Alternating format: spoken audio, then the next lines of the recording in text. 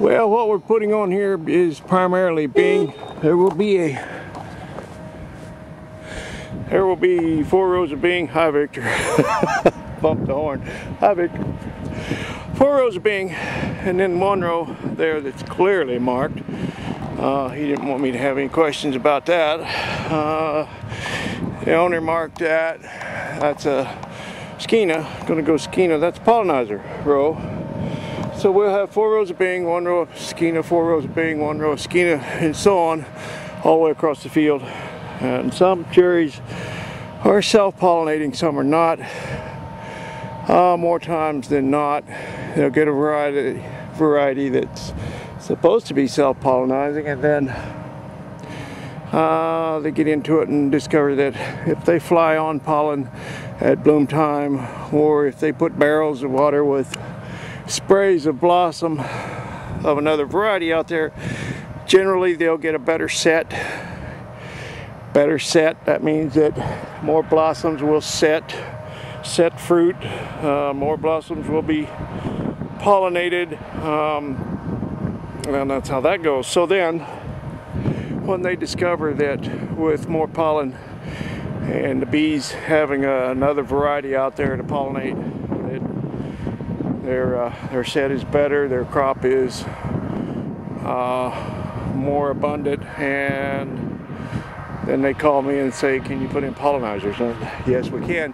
We just did a big job down in Columbia Basin earlier this season, where Victor and I walked about 120 acres, and we grafted every 3rd tree, every 3rd row.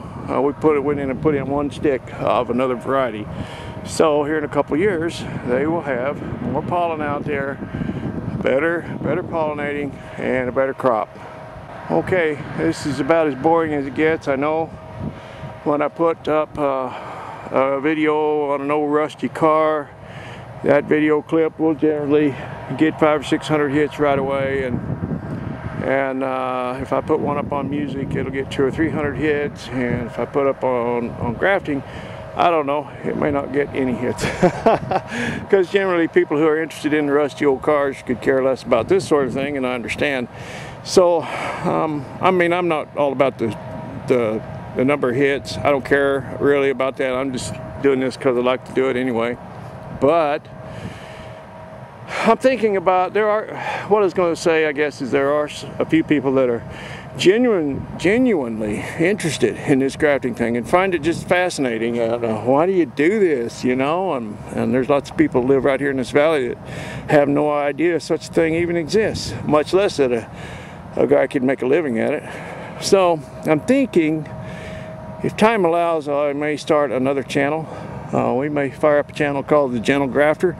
That was a book by O. Henry. It was not about this type of grafting, more of a grifter type thing, I believe. But I might start up a channel that's designated to this grafting thing, and for those who are interested, they could watch it and maybe glean some information from it, and then it wouldn't be, I wouldn't bore the folks that are not interested in it.